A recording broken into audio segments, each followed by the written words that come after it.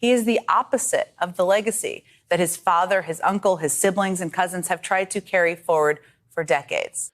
First off, I don't want to hear about your siblings and your cousins. I haven't heard about them.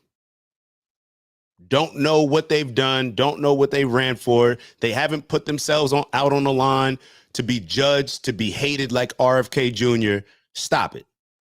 Stop it. Don't compare RFK Jr. to his cousins and his siblings. Compare him to his dad and his uncle. He's the one that's going out there in front line in this battle.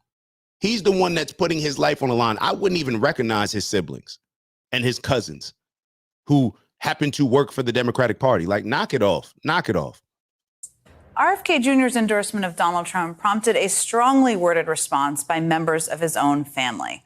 On Friday, several of his siblings signed onto a family statement issued by his sister, Kerry Kennedy, saying, quote, "Our brother Bobby's decision to endorse Trump today is a betrayal of the values that our father and our family hold most dear.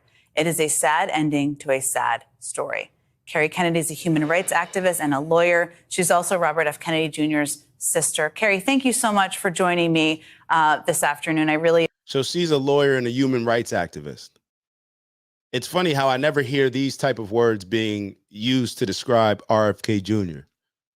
It's funny how I didn't hear all this hatred towards RFK Jr. I don't hear them calling out hatred for the things that he actually did in his life, let's say the last 20, 30, 40 years, as an attorney who's fighting for environmental safety and a healthier environment for us all to live in. I do not hear anybody criticizing those things. All I hear about is the anti-vaxxer that they're clearly just spewing propaganda about, and little dumb stories from his past. Oh my God, he left a bear. He picked up a bear while he was driving and he left the bear in Central Park.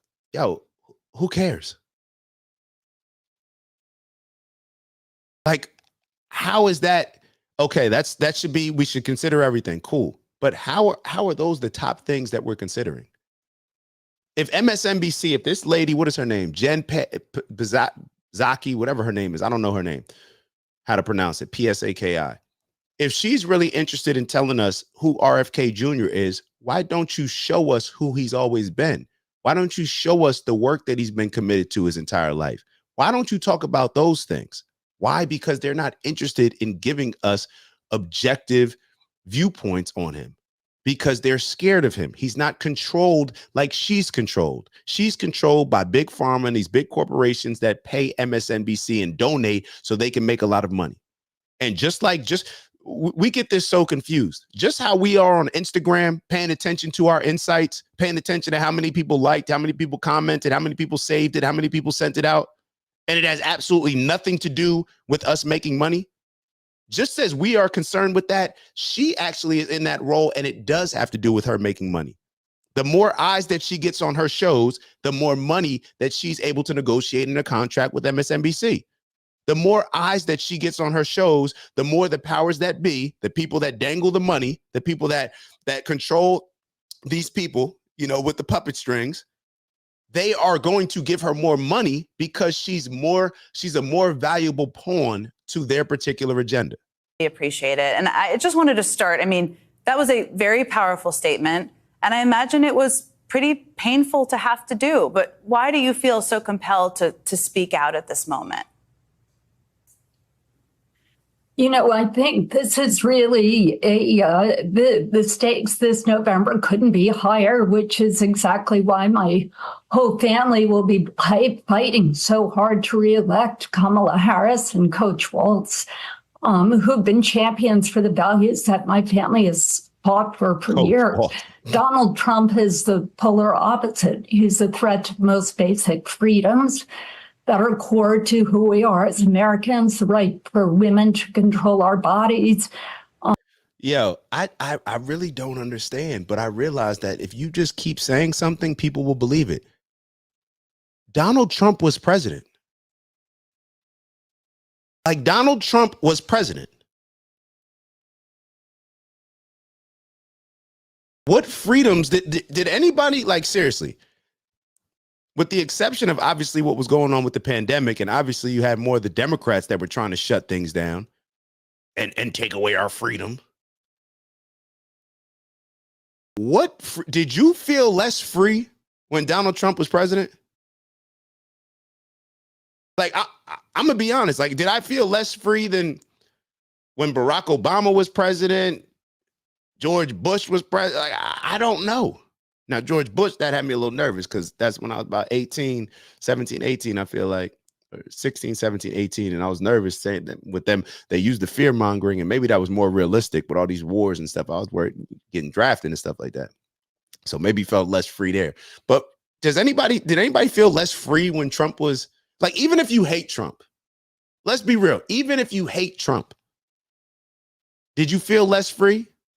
I know you may have been upset all day because you probably watch MSNBC. And although you think that MSNBC does not like Trump, MSNBC and CNN love Trump. They've all made so much money, more money because of Trump. Why? Because people are more addicted to the news cycle. People are watching the news more because they've created this hysteria and hatred around Trump. When Joy Reid says things about Trump, when this lady says things about our people are tuned in. We want to hear people talk about the people that we dislike.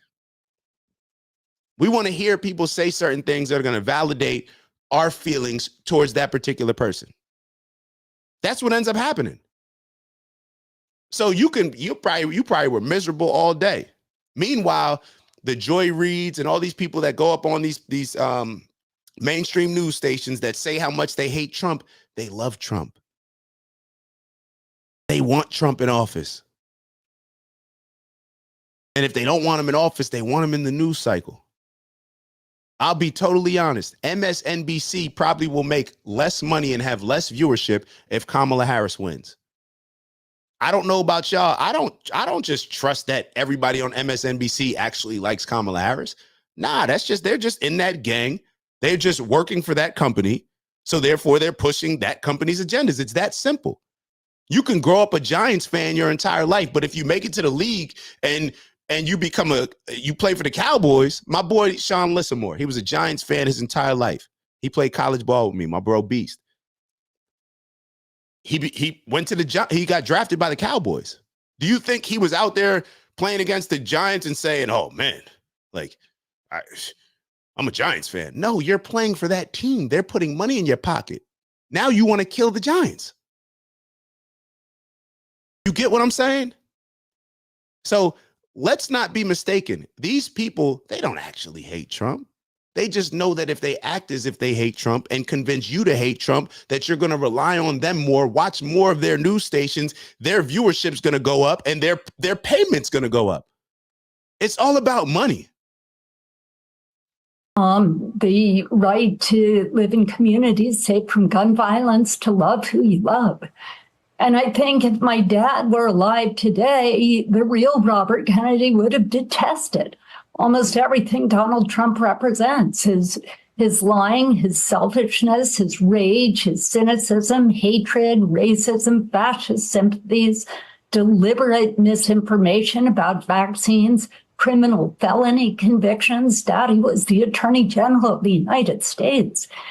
His rape of E. Jean Carroll, his contempt for the poor and suffering, for ethics, democracy, healing, his cruel sneer. Why would this lady even bring up E. Jean Carroll? Like, isn't that the crazy lady that, like, yeah, all right. So I got a question. Do people really believe that Trump committed all these things that he's accused of? Like, I didn't really think that people believed it.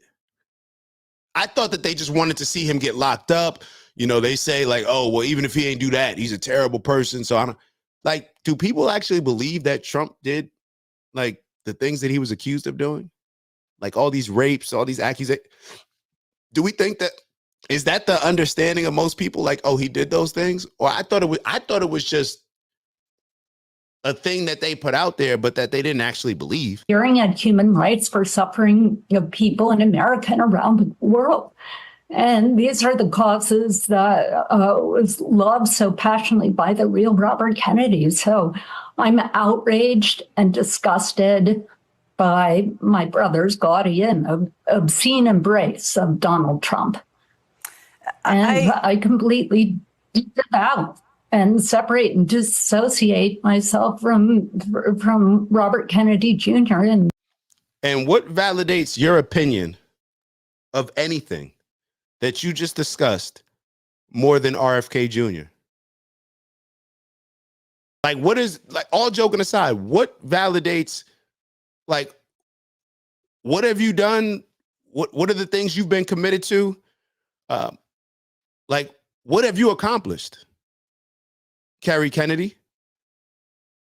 What have you stood out against? Where was your stance on Iraq, or literally on whatever? Like, what were your stances? What were your stances on the vaccine? What were your stances on COVID? What were your stances on what are your stances on Ukraine and Russia? I don't know, but we don't know anything about you. You're just getting up here and pretty much just saying things about your brother, saying that we don't agree with that, and my dad wouldn't. Stop it. Stop it.